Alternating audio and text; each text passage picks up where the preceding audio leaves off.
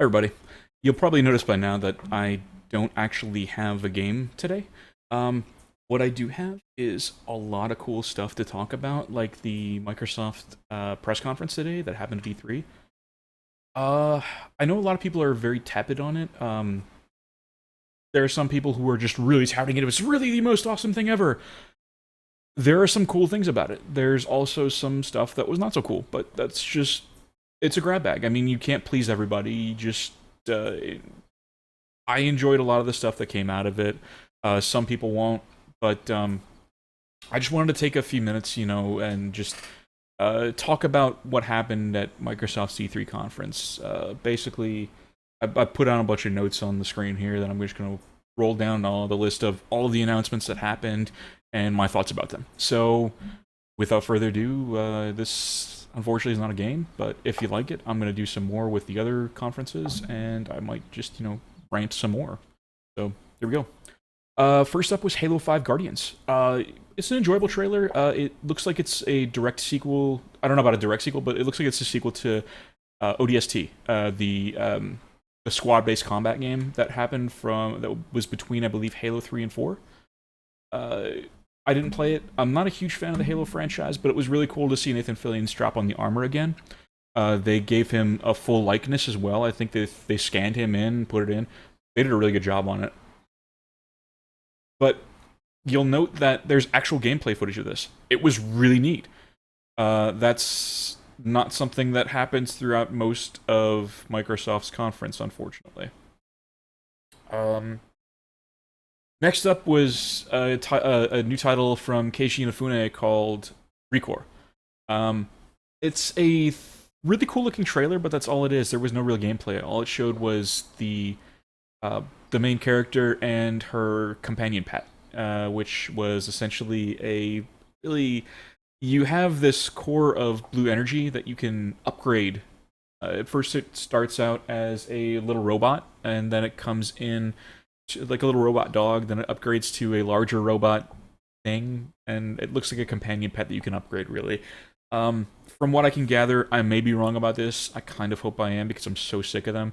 It's a third-person shooter with a companion pet. That's it. That's really its big gimmick. I'm not too huge.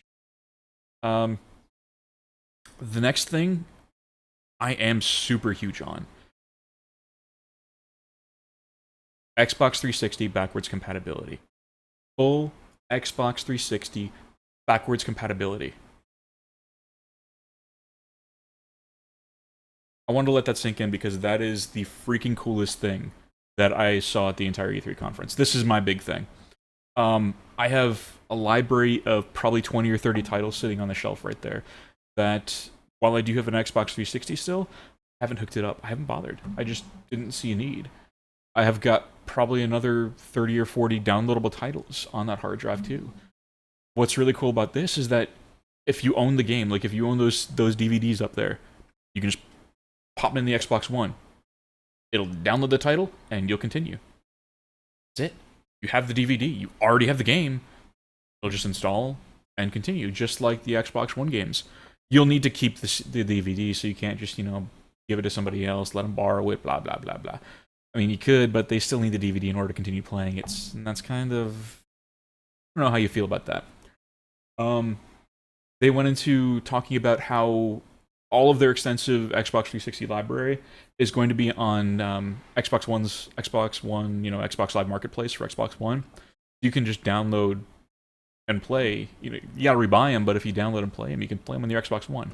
The cool thing about this is, not that it isn't cool enough already, but you'll also be able to play with people who don't have an Xbox One. You'll be able to play the Xbox 360 games with people who don't have an Xbox One. I think that is freaking cool as hell. So, say my buddy Micah doesn't have an Xbox One, but he's got Castle Crashers for the 360. I can go play the Castle Crashers on my Xbox One while he's playing on Xbox 360. We can play multiplayer. Pretty freaking sweet, if you ask me. Or if we've got Mortal Kombat, I've got it on 360, he's on 360. We can go play it together and beat the crap out of each other. Freaking sweet. I am so stoked about this. You guys have no idea. I wanted to go back and play Saints Row. I wanted to go back and play the Sega Genesis Chronicles or Dead Rising 1. I've always wanted to finish. I've got Mafia 2 up there, Mass Effect 1, 2, and eventually 3. They're actually going to all be titles that you can download. Super excited. I can't contain my excitement right now. That's how... Yes! It's going to be great. Next up was the new Xbox 360, or the Xbox One Elite controller. I'm kind of tepid on this. It's got a lot of doohickeys, bells and whistles on it that I really don't care about. It's not something I'm super huge on. Not for me. That's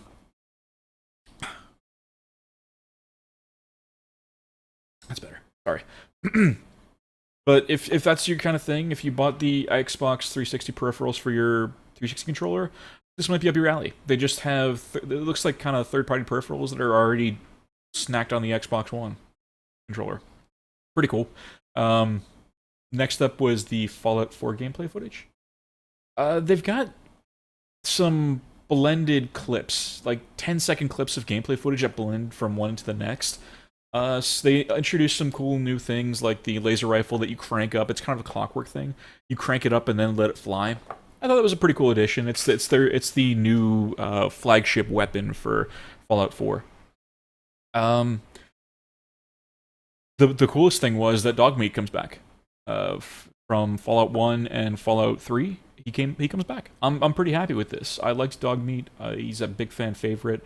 The dog companion has always been a cool thing because you had RoboDog in Fallout 2. I know that's not his real name, but I can't remember it right now. The only thing you had the RoboDog come back in Fallout New Vegas as well. So basically, it looks like it kind of looks like they're going Fallout 1, Dogmeat, Fallout 2, RoboDog, Fallout 3, Dogmeat, Fallout 4, another RoboDog, and New Vegas or another RoboDog, and then Fallout 4, Dogmeat again. It seems like that's what they're doing. It just clicked with me now. Kind of funny. The really cool part that Bethesda announced here is that what they're going to be doing is, and man, the guy who came out to talk for Bethesda really made me excited because he was touting about how this was his most requested feature for the console titles, and that was I really wanted it. I really wanted him to say co-op multiplayer. Fortunately for some, and unfortunately for me, he said mods. Yes, mods for Xbox One. I don't know if that's going to be exclusive to Xbox One or if it's going to come to PS4 as well, but he did announce that they will be playable. He didn't say exclusively playable on Xbox One, but playable on Xbox One. So I don't know how they're going to gate the mods or how they're going to install them, anything like that, how you're going to choose which ones you can play, but mods are going to be available on Xbox One. Pretty freaking cool. Nice job, Bethesda. Next up was EA's section of it. Plants vs. Zombies Garden Warfare 2 came out. It was a cinematic trailer, no gameplay footage. Kind of ho-hum. Garden Warfare was pretty cool for squad-based wave combat, and it was okay. I mean, it was a fun game. Just a little crazy little title that EA basically milked you of all your money for. I don't sound bitter at all, do I? The cool thing was that they announced EA Access. If you're watching this on Monday when I'm putting this episode up, please go download EA Access on your Xbox One. It's what they're doing is EA is allowing people to experience all of their games that are on EA Access in the vault for free. EA Access is free for the rest of this week until Friday. Gives you a little preview, but all throughout E3, it's going to be the rest of this week. It's going to be up until Friday. I thought that was pretty cool. Basically, they've got all of their sports titles, Plants vs. Zombies Garden Warfare. They're putting up Dragon Age Inquisition eventually. I don't think it was at the end. I don't think he said that it was this week, but soon it will be up. Basically, the vault is, if you subscribe to their service, it's going to be $5.99 a month for a whole, $5.99 a month, and you'll be able to get free games.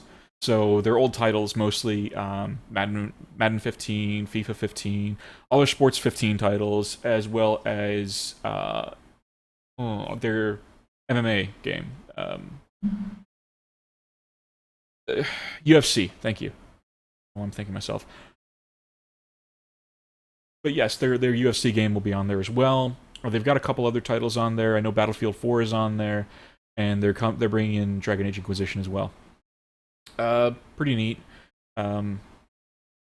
You'll also get, if you have EA access, you'll also get early access to their sports titles. Like August 23rd, Madden 16 comes out. You'll get to play it 3 days earlier. It's a few days earlier, but you'll still get to play it a few days earlier. I thought that was kind of cool. You have to buy it, of course, but you'll still get to play it. Next up after EA was Forza 6. I played Forza 5. I bought it. I thought it was a neat little racing title. If you're into racing, it's got some tight controls, great mechanics. It looks visually really pleasing. My problem with it is that it auto customizes your car. Like if you buy a stock model of a vehicle, it will take that vehicle and customize it to be the best vehicle possible. So you get none of the fun of actually customizing the vehicle to try and tune it to your own desires or make it as fast and maneuverable as possible. It just does all that for you. And I couldn't stand that feature of it. It sucks half the fun out of it. I mean, half the fun of playing a racing game is customizing your automobile to suit your desires, to make it as fast as possible, to discover how fast it can actually go.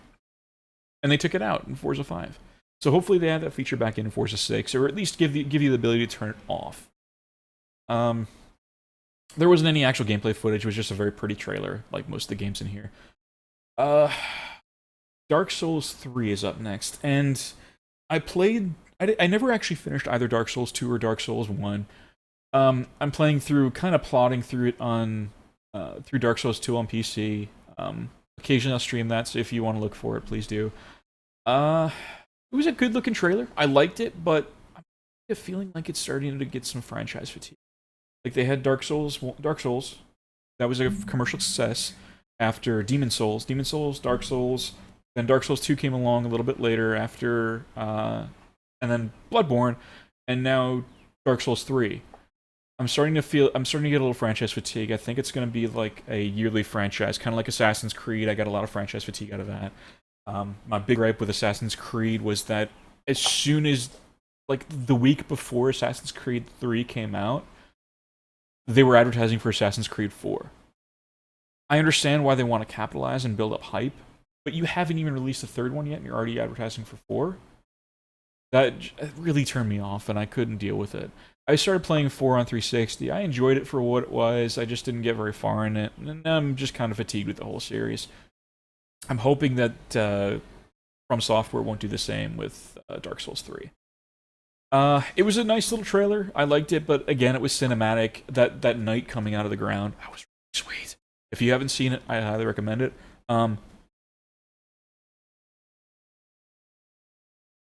Next up was Tom Clancy's The Division trailer. No gameplay footage, just a really cool thing where basically they talked a lot, saying this was basically the world's an anarchy, virus killed a lot of people, and now shit's gone south, man. That's about it. It looked cool, but nothing we haven't seen before from The Division. I mean, yeah, it was a premiere trailer, but I feel like it's just a reminder of this is still here. Whatever. I'll probably play it and enjoy it. After that was Rainbow Six Siege. Really cool trailer. Again, I didn't see very much in the way of gameplay, but they did make a really cool announcement. For Xbox One, if you purchase a copy of Rainbow Six Siege, you get, with backwards compatibility, you get the copies of Rainbow Six Vegas 1 and 2 for free.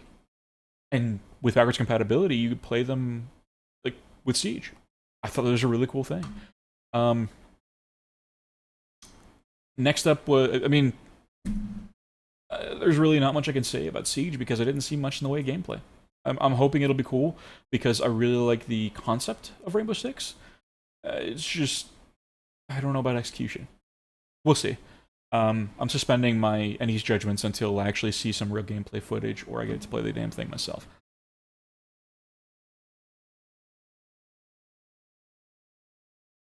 After Rainbow Six Siege was a free-to-play game called Gigantic. It looked like it was multiplayer, party-based combat, kind of like an MMO, and honestly, I'm burnt out on. I really am. I'm I'm kind of looking to it with Elder Scrolls Online after they've had some time to refine the formula, put it out. I played the beta for ESO, enjoyable, but that's neither here nor there. I'm just burnt out on free-to-play games. I couldn't have cared less about this. It was just some cutesy, cartoony game, and I just don't care. Tacoma Project was up next. Fulbright Studios is making this. The people who made Gone Home, which I loved Gone Home. If you didn't watch it, I have a full video up. Please take a look at it. It is a beautiful game, and it'll give you just about all of the content. I think I played it in under 90 minutes, and my buddy in Loaded Cart Gaming, Dan, joins me for that.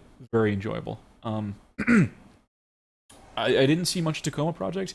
Basically, you're trying to figure out what happened to the Tacoma Space Station.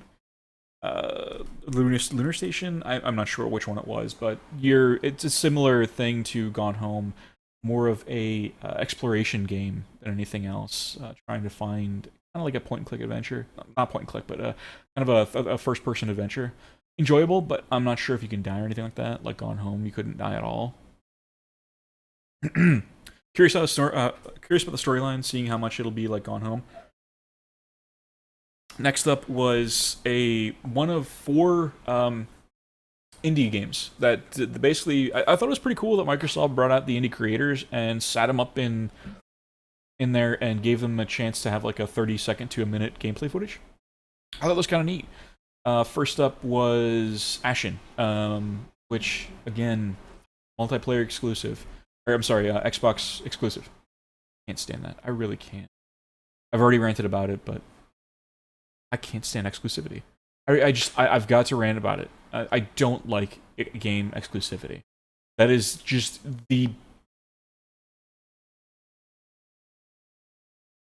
I don't like console exclusivity. It really discourages me from buying one or the other because it forces you. If you want to play a game on PlayStation 4 and you've got an Xbox One, I gotta go spend freaking $500. I don't actually know how much a PS4 costs. It's probably less than that. But I've got to go spend X amount of money to go buy another console just so I can play one game. Plus, I have to buy the game. Why not just allow me to play on whatever console I want? You'll still get the money for the title. Just Microsoft and Sony paying X amount of dollars to make it exclusive. It sucks, and I can't stand it. Anyway, Ashen was kind of a gameplay trailer. I don't know how else to say that. It looked like there was some gameplay footage on it, but not nearly as much as there could have been. Just kind of showing you the ropes of what the world looked like, I think. Not really so much focusing on the gameplay. After that was Beyond Eyes. Kind of a cool concept. I mean, basically you play as a girl who's lost her sight, or never had sight to begin with, I'm not sure which, and she has to rely on her other senses in order to go on this adventure. I didn't see much of the trailer. It wasn't any gameplay, but it was still interesting.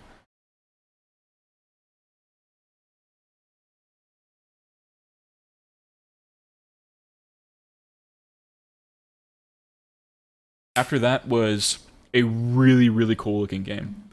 So this game is called Cuphead, and it was kind of an arcade platformer type thing. But the cool thing is that it has the art style of the 1930s, 1920s and 30s, Steamboat Willie kind of art style. You know what I mean?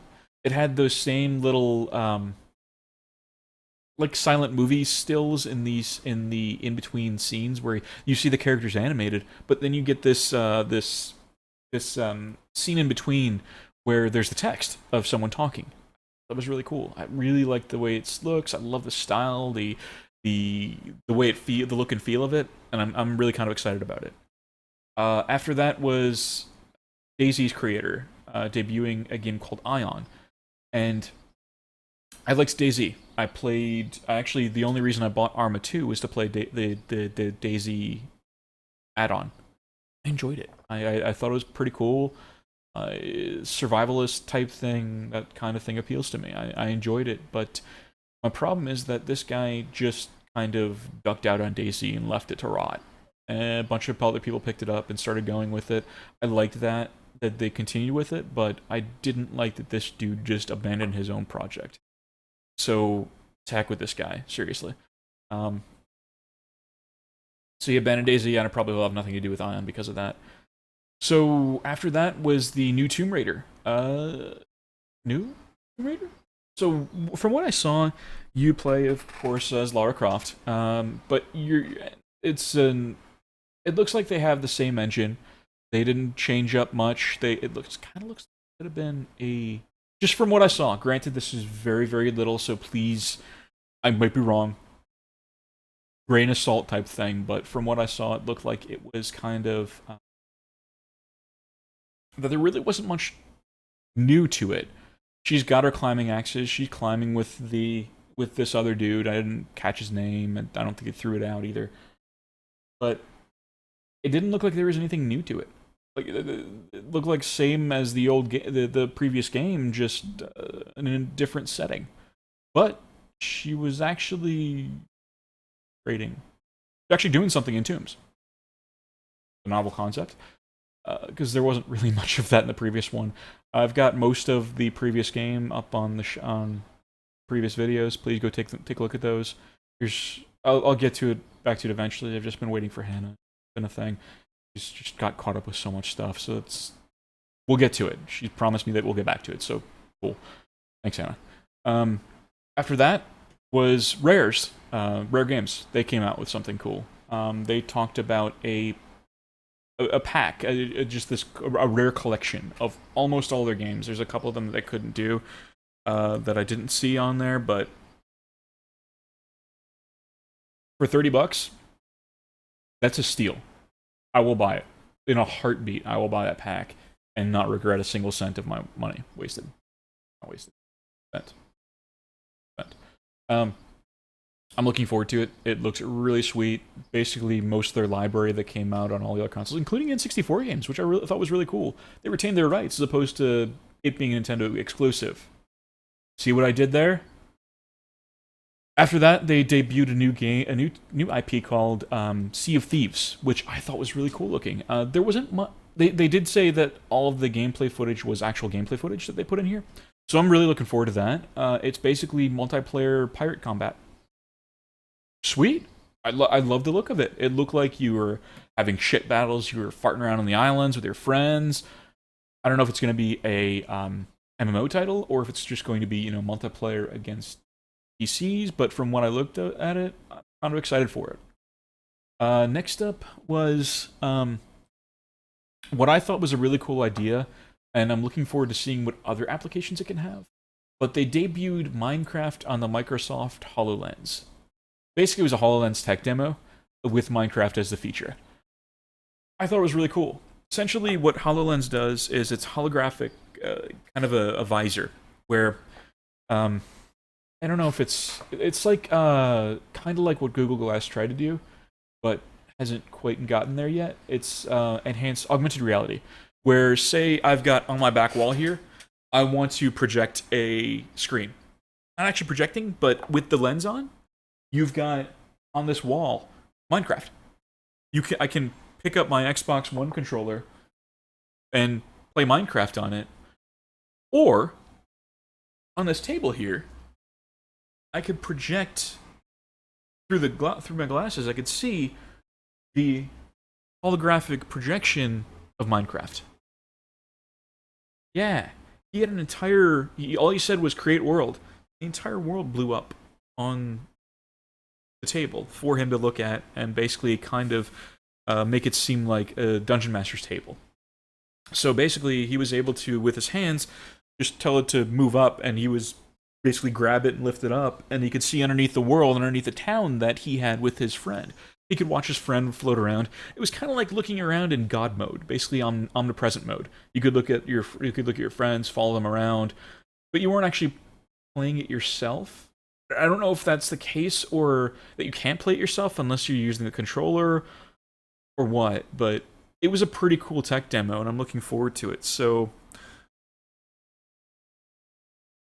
other than that, it was Minecraft on Microsoft HoloLens. It was neat. I enjoyed it. I enjoyed the trailer, and I don't know if I don't know what the price tag will be for HoloLens, but I'm hoping it'll be a reasonable price because if that happens, I'm gonna get it. It'd be cool for some ad hoc multiplayer, that kind of thing, just to play Minecraft on, or even if it's just a full PC that you can run about anything on. I'd be happy with it. And last, but certainly not least, they had the Gears of War franchise. So, I have a problem with re-releases. It's cool that you want to make an HD re-release or something. I get that. But there are so... it's been made abundantly clear that there's not a lot of games in Xbox One or PS4. So what they've done is kind of, as a mechanism to tide us over, allow us to spend more money on a re-release of an old game that's just got some new paint on it. Which is why I kind of sounded a little bit sour with Tomb Raider, because it seemed like the same game with a new coat of paint. Anyway, the point is that they're re-releasing Gears of War 1 with an already HD game, mind you, with new HD textures. I don't know how I feel about that. I mean, I enjoyed Gears of War, but if I want to play it, on the shelf. In fact, with backwards compatibility, I'll be able to pop in my Xbox One without a problem in a few months. Or at the end of the month. Or in a few months. I think they said it was going to be later this year. Point is that if I wanted to play it again, all I gotta do is wait a few months and I'll just be able to play it again without having another HD remake. Spend money on.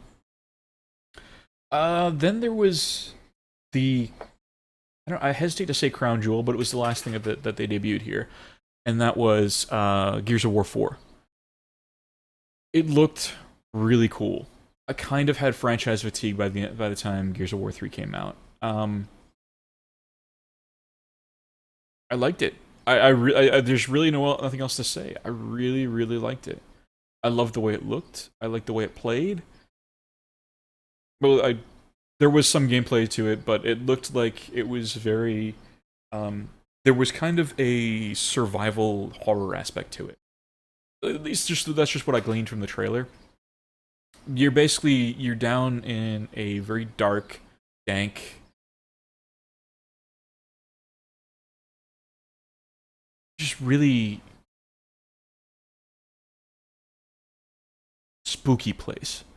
And you're hunting something, I'm not sure what. They were very vague on the details. So they didn't go into much detail with what the main antagonist was. But it was very much unlike what Gears of War was before, which is just runny, shooty, hide behind things, and hope for the best. Gears of War 4, hopefully, will follow this kind of suspenseful model. It was just a really cool trailer. All told, I enjoyed the heck out of Microsoft's E3 press conference. I thought they put together a lot of cool stuff. I want to see more out of Microsoft. I want to see more of this. The problem is that they also had early access stuff in it. The access. I don't like it. I refuse to buy Steam's early access stuff. I don't like it. I don't want it. Get it away from me. They also had the exclusivity things. Long story short, I enjoyed what they had to do at E3. I hope they have more of the same coming in the coming years. But that's about it. My big thing, Xbox 360 backwards compatibility. Yes. I'm super stoked about that. I hope you enjoyed the video. I will have more of these for the rest of the E3 conferences, I hope, as soon as I get some time. But, yeah, I enjoyed it. That's really about it. I hope you enjoyed the video, and stay tuned for more What's Paul Playing Today.